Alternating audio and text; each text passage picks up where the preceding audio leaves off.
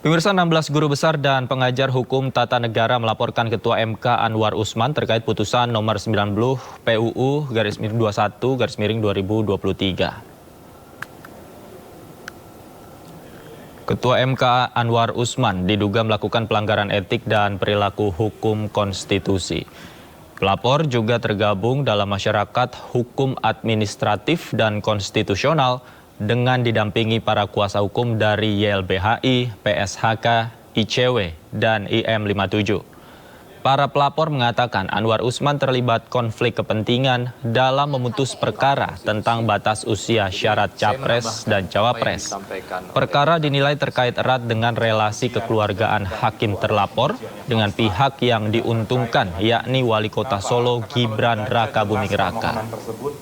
Secara spesifik menyebutkan nama laporan etik di sini. Kami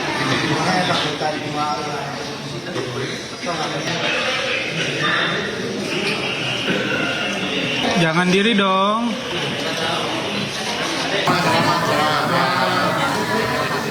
cukup. Iya. Pos yang merupakan perwakilan ada 16 guru besar dan juga pengajar HTN Mahkamah Konstitusi.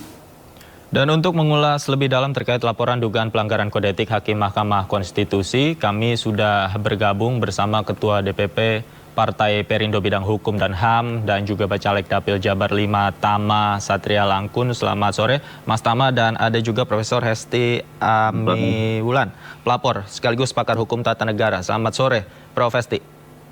Selamat sore. Baik. Selamat sore juga. Saya pertama ke Prof Hesti terlebih dahulu. Prof, poin-poin apa saja yang di-highlight dalam laporan Anda dan teman-teman dalam hal ini?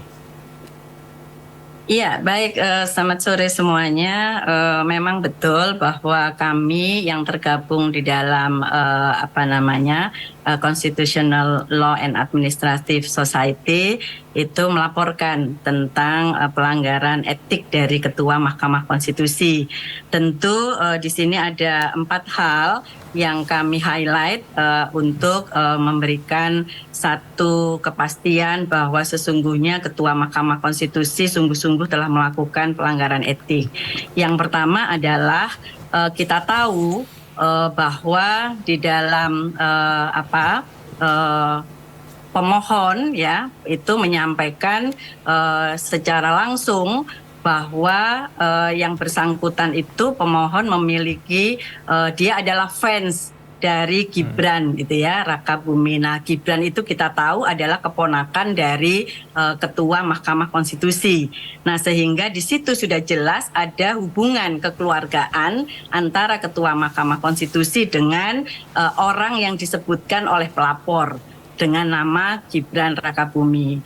Yang kedua, kita sudah tahu bahwa dengan putusan dari MK itu, kemudian besoknya itu sudah jelas bahwa kemudian Prabowo menyampaikan, mendeklarasikan bahwa Gibran itu adalah sebagai wakil presiden ya dari Capres Prabowo. Nah, itu menunjukkan ada keterkaitan antara putusan nomor 90 PUU tahun 2023 dengan keberadaan Ketua Mahkamah Konstitusi. Itu yang kami highlight. Yang kemudian yang berikutnya itu kita lihat bahwa Ketua Mahkamah Konstitusi di dalam ketika beliau menjadi narasumber di salah satu perguruan tinggi, beliau sudah menyampaikan terkait dengan adanya permohonan tentang batas usia ini, dan itu sudah disampaikan sebelum itu dilakukan. Yang keempat adalah pernyataan dari hakim yang melakukan dissenting opinion yang jelas-jelas menyebutkan bagaimana keberadaan Ketua Mahkamah Konstitusi. Ketika memutuskan perkara nomor 29, nomor 51, dan nomor 55, beliau tidak ada di dalam rapat permusyawaratan hakim yang kemudian hasilnya adalah 62. Nah, kemudian ketika putusan untuk perkara nomor 90 ternyata beliau hadir, dan di situ nyata-nyata disebutkan pemohonnya menyebut adalah atas nama Gibran tersebut. Saya kira itu adalah alasan kami untuk memastikan sudah ada konflik of interest ya, Ketua Mahkamah Konstitusi dengan putusan nomor 90 tersebut. Oke, baik. Saya ke Mas Tama. Mas Tama, tadi yang poin-poin yang disebutkan oleh Prof. Hesti ini bisa menjadi beberapa indikasi adanya konflik of interest dalam putusan kemarin. Nah, banyak juga yang mendesak Ketua Mahkamah Konstitusi ini untuk mundur. Nah, menurut Anda seperti apa, Mas Tama? Ya, saya menilai tentu saja yang pertama adalah apa yang dilakukan oleh para guru besar, kemudian kelompok masyarakat sipil, itu merupakan upaya untuk menjaga MK. Jadi MK hari ini sedang ada banyak tuduhan, sedang ada banyak catatan yang tentu saja ini perlu ada mekanisme yang kemudian dia berjalan untuk menjaga hal tersebut. Makanya kemudian sudah ada MK-MK yang hari ini sudah mulai berjalan dan saya rasa akan efektif selama 30 hari ke depan. Nah, apa yang disampaikan oleh Prof. Hesti, kemudian juga termasuk Hakim MK sendiri dalam dissenting opinion-nya, itu kan sebetulnya hampir merepresentasikan seluruh pandangan masyarakat Indonesia, gitu ya, bahwa kemudian dalam putusannya Prof. Sali menyebutkan terkait dengan ada sejumlah keanehan dan lain sebagainya, tentu saja ini menjadi salah satu informasi yang penting bagaimana kemudian kita bisa berusaha untuk menjaga MK tetap pada koridornya dan kewenangannya. Dan tentu saja atas informasi yang dilaporkan kita harapkan juga MK-MK bisa bekerja dengan efektif, kemudian juga kita juga berharap semua pihak-pihak termasuk Hakim MK yang kemudian sebagai saksi maupun terlapor itu bisa kooperatif untuk menjalani proses ini. Jadi kami melihat ini adalah upaya sebetulnya untuk menjaga MK karena kita akan butuh MK sampai kapanpun. Dengan posisi MK yang sangat-sangat strategis sebagai the guardian of constitution, saya rasa upaya-upaya ini penting untuk sama-sama kita jaga dan kita dukung. Kira-kira begitu, Davi. Oke, saya kembali ke Prof. Hesti. Prof, dalam putusan itu kan kepemimpinan MK kita ketahui kolektif kolegial. Artinya Anwar Usman tidak berdiri sendirian mengambil keputusan seperti itu. Ada juga hakim-hakim yang lain. Apakah hakim yang lain yang sependapat dengan Anwar Usman juga ikut dilaporkan? Iya Kak, kita kan harus membedakan ya. Kita bedakan ini adalah satu produk hukum yang dikeluarkan oleh lembaga negara yang namanya Mahkamah Konstitusi, yang berdasarkan Undang-Undang Dasar disebutkan bahwa putusannya itu adalah peradilan tingkat pertama dan terakhir dan putusannya bersifat final. Ini adalah sebuah putusan dari lembaga negara yang disebut Mahkamah Konstitusi.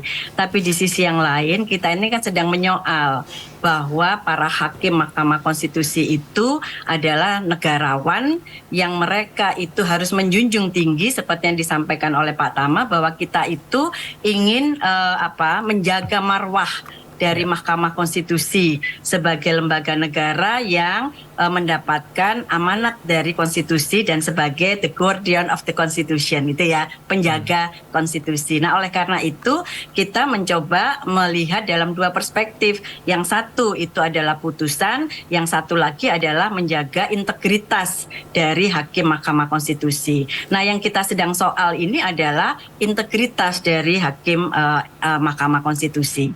Nah, ini yang kita lihat adalah kita sudah melihat bahwa ada inkonsistensi gitu ya. Ketika menyoal tentang satu objek yang sama, yaitu tentang batas usia minimal dari calon wakil presiden, ada tiga permohonan sebelumnya, yaitu permohonan yang di register nomor 29, nomor 51 dan nomor 55. Yang tiga-tiganya itu dinyatakan ditolak begitu kan. Nah, kalau kita bicara tentang konsistensi sebuah putusan MK, seharusnya yang putusan yang terkait dengan nomor 90 ini sama, konsisten gitu ya. Tapi kenyataannya adalah ada inkonsistensi. Terlihat dari semua alur yang disampaikan, pelapornya itu siapa gitu ya. Kalau kita mau melakukan eksaminasi terhadap putusan nomor 90 itu banyak hal-hal yang inkonsistensi yang dilakukan oleh Mahkamah Konstitusi. Nah, kita tidak sedang membicarakan tentang putusannya, tetapi yang kita soal itu adalah marwah dari lembaga negara yang namanya Mahkamah Konstitusi yang harus dijaga oleh seluruh hakim Mahkamah Konstitusi. Nah, ini kita bisa melihat bahwa yang kita soal sekarang adalah Ketua Mahkamah Konstitusi yang jelas-jelas itu memiliki konflik of interest dalam perkara atau permohonan nomor 90 gitu ya, di mana pemohonnya itu adalah kita tidak mempersoalkan ya, karena warga negara Indonesia semuanya mempunyai hak untuk mengajukan uji judicial review ke Mahkamah Konstitusi, semua mempunyai. Tetapi tidak semua warga negara Indonesia itu memiliki legal standing gitu ya.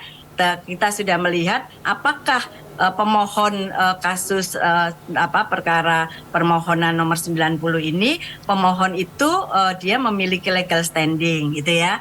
Nah, kalau kita mencermati itu banyak hal-hal yang menunjukkan bahwa putusan nomor 90 ini terlihat inkonsistensinya gitu ya dalam membuat putusannya. Nah, sekali lagi kami di sini tidak sedang menyoal tentang putusannya, tapi kami sedang menyoal tentang menjaga marwah sebuah lembaga negara yang namanya Mahkamah Konstitusi. Dan itu harus betul-betul ditunjukkan oleh seorang yang disebut sebagai Ketua Mahkamah Konstitusi. Dialah ada simbol dari Mahkamah Konstitusi. Mestinya Ketua MK ini memberikan contoh teladan gitu ya. Apalagi kami ini para pemohon ini kan pengajar, Mas. Kami ini adalah akademisi yang memberikan pembelajaran kepada para mahasiswa kami. Bagaimana pertanggungjawaban kami ketika kami harus mengajarkan bahwa MK itu adalah the guardian of the Constitution, sementara para hakimnya itu tidak menjaga itu semuanya. Begitu. Baik, saya kembali ke Mas Tama. Kami mengajukan pelaporan itu. Oke, baik. Saya ke Mas Tama. Mas Tama, proses ini kan sudah berjalan di Mahkamah Kehormatan MK ya, dengan dipimpin oleh Prof. Jimli Asyidiki. Menurut Anda bagaimana nanti berjalannya? Apakah mungkin prosesnya nanti akan lama atau mungkin memang ada indikasi intervensi-intervensi kepada Mahkamah Kehormatan? Menurut Anda seperti apa? Davi, terkait dengan mekanisme kan sudah diatur ya, artinya MK itu hanya 30 hari dan bisa diperpanjang 15 hari kalau kemudian memang diperlukan. Nah, itu sudah ada jeda waktunya, jadi soal waktu mudah-mudahan tidak mengulur-ngulur waktu, tidak molor-molor karena memang sudah ada mekanismenya.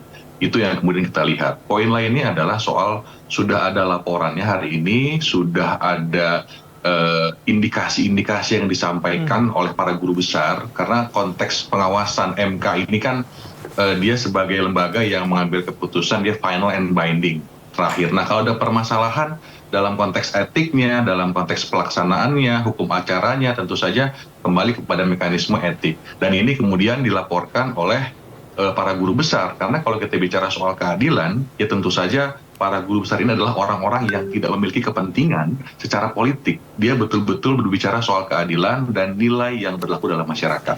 Nah, apa tahapan ke depannya? Tentu saja sedang dilakukan pemeriksaan-pemeriksaan dan kita berharap semua pihak yang dimintai keterangan itu kooperatif.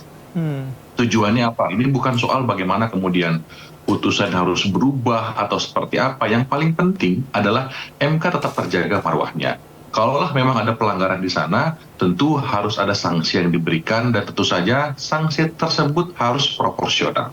Selama ini kita lihat mekanisme etik yang berjalan, itu ada pelanggaran yang sifatnya ringan, ada yang sedang, ada yang berat. Nah, yang berat ini itu bisa berujung pada pemberhentian secara tidak hormat atau dengan tidak hormat. Nah, saya rasa ini bisa menjadi tahapan-tahapan yang kemudian akan berjalan dan tentu saja ini harus dikawal bersama-sama tahapannya, yang tujuannya adalah lagi-lagi untuk menjaga kelembagaan MK. Kita butuh MK, apalagi misalnya kami yang ada di politik ya, dalam waktu dekat dan sudah dipastikan di 2024 itu pasti ada sengketa hasil pemilu, baik itu legislatif maupun eksekutif, baik itu dalam konteks pileg maupun dalam konteks pilpres maupun pilkada. Jadi saya rasa MK tetap harus kita jaga sekarang, biar nanti MK tetap bisa adil dan memberikan kepastian bagi kita semua yang kemudian berkontestasi. Oke, kembali ke Prof. Hesti. Prof. Hesti, katakanlah ada pelanggaran etik di sana. Kemudian bagaimana dengan perkara 90 ini? Akan seperti apa nanti ketika memang ditemukan ada dugaan pelanggaran etik nantinya? Ya, ya sekali lagi bahwa ini kan kita bicara tentang etik ya, keputusan dari Mahkamah Kehormatan MK. Jadi sekali lagi ini kita bicara tentang menjaga marwah institusinya. Nah, kalau kemudian terkait dengan putusan MK, sekali lagi itu kan final and binding gitu ya. Nah, oleh karenanya kalau kita mau menyoal itu nanti bergantung pada putusan dari MK. Apakah dengan putusan MK itu hanya, kita kan belum tahu ya. Harapan kita adalah yang pertama ada pelanggaran etik yang sungguh-sungguh sudah dilakukan oleh Ketua MK, dan tentu kami menginginkan atas nama rakyat Indonesia, kami ini kan sebetulnya para guru besar, para pengajar HTN Han ini adalah friend of court gitu ya. Kami ini adalah sebetulnya teman yang selalu melakukan watch itu ya, atau menjadi teman ketika itu melaksanakan secara baik.